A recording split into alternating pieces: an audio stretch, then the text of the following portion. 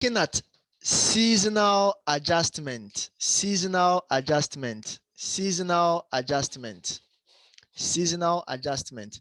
Now, a seasonal pattern is a repetitive up and down movement in demand.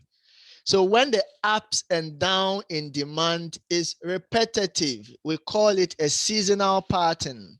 We call it a seasonal pattern. Now, seasonal patterns can occur on a monthly, a weekly, or on a daily basis. So you realize that on daily basis, it reduces and then it increases, the ups and down. On a monthly basis, it increases, it reduces. We call that a seasonal adjustment. Now, to do that, we have what we call a seasonal factor. We have what we call a seasonal factor. That is what helps us to do that. Now, it can be determined by dividing the actual demand for each seasonal period by the total annual demand. So you realize that each season will have a demand, and then at the end of the day, we'll be able to tell the annual demand. So the whole year, the whole yearly demand, we will know it. And then also we will know the demand for each season. So we're able to divide the demand for each season by the annual demand. So put down this formula. SI is equal to DI divided by the summation of the D. So what it means is that is the demand for a season divided by the total demand. So the DI there is just demand for a season divided by the demand or the total demand. That's the annual demand. So the SI here is what we refer to as the seasonal factor. Seasonal factor.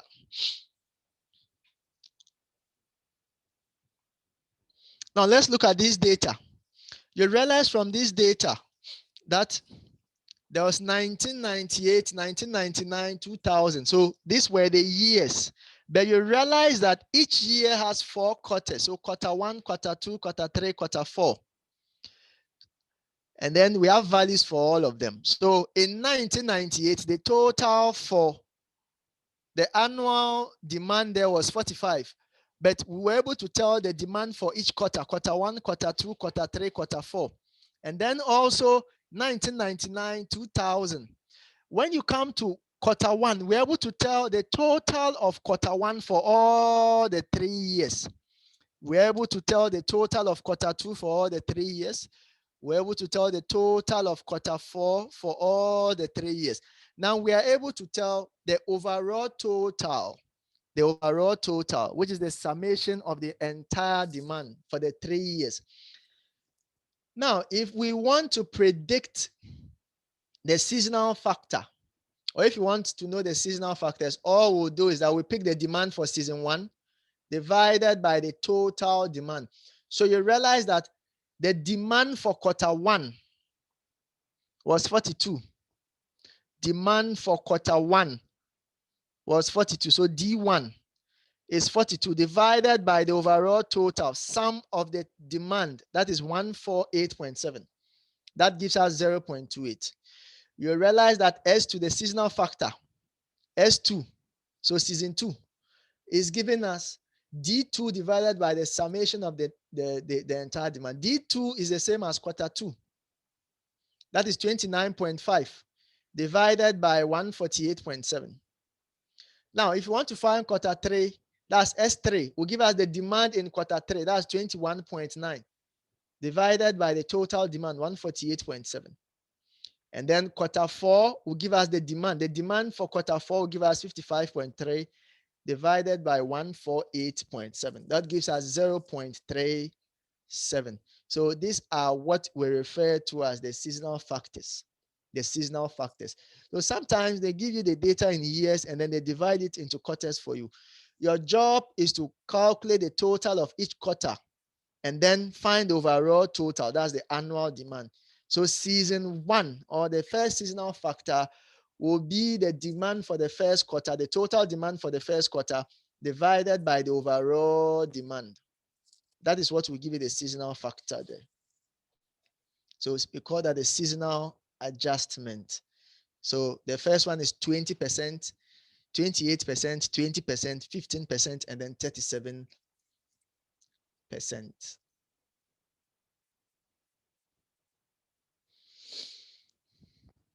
Now let's look at this other example. Now in this data, we are given our X to be 1, 2, 3. Now our Y was 45, 50.1, and then 53.6. Now you realize that here you need your X, Y, and then your X squared to be able to come up with a linear trend line. To be able to come up with your linear trend line. So our XY gives us 45 times 1, which is 45, 50 times 50.1 times 2, 53.6 times 3, and then our X squared values. We have the totals here. Now you realize that for us to find the trend value or the trend line, we said it's giving us Y is equal to A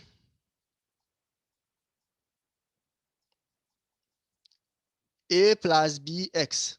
So here we need to find A. We also need to find the value of X. But as it stands now, you realize that for us to get B, we need to know the mean of X and then the mean of Y. And then the mean of X here is 6 divided by 3. That gives us 2. The mean of Y here is 148.7 divided by 3. That gives us 49.57. So our B here becomes the summation of XY. That is the 306 we see here. Minus N. Our N here was 3. 3 into bracket X bar, Y bar. So 2 multiplied by 49.57. All divided by the summation of X squared. The summation of our X squared here was 14. So 14 minus NX bar squared. Our N was 3. X bar squared was 2. And once we do that, we get our B to be 4.3. And then our A is equal to Y bar minus BX bar. So that gives us our Y bar there was 49.57. So 49.57 minus the B, which is 4.3, and then the X. So here we have it to be 2. The X bar there was 2. That gives us 40.97. So we are able to substitute it back into the linear to get our linear trend line. So if you want to predict whatever for period 4, if you want to predict the value of period 4, so the 4 there means that our X now is equal to 4. So we just come and substitute the value of 4 at where you see X. And once we do that, we get 58.17. Once we do that, we get 58.17.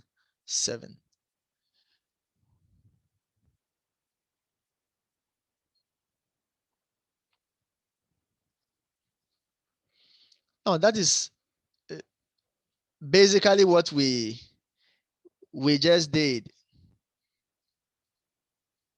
We looked at a similar example earlier. Now let's look at this other one.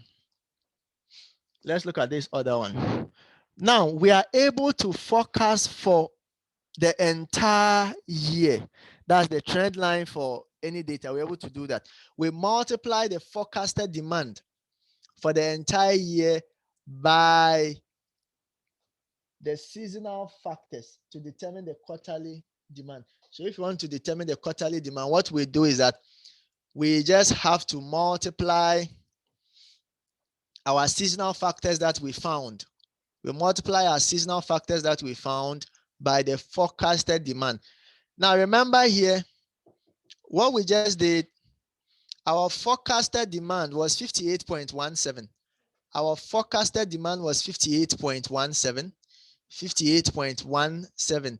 And then our seasonal factors were 28%, 20%, 15%, and then 37%. 28%, 20%, 15%, and then 37%. So we are supposed to multiply all of these factors. We multiply all of these factors by the seasonal factors here.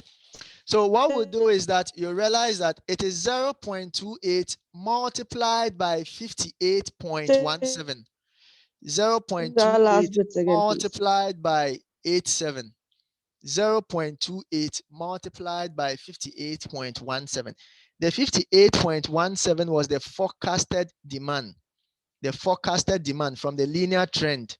Forecasted demand from the linear trend. So we are just multiplying the forecasted demand from the linear trend by the seasonal factors.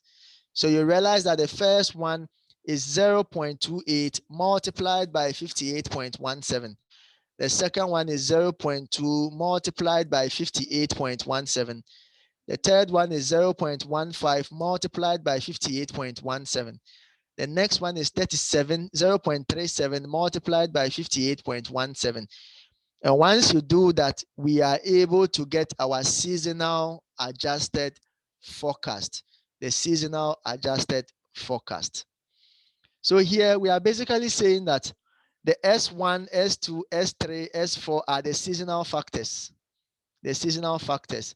And then the SF1 here are the seasonal adjusted factors. And then the F5 you see here is the forecasted value or the forecasted demand for the next period. The forecasted demand for the next period. Now, any questions? Any questions on what we've done? Any questions on what we've done? Sir, please, I'd like to see the next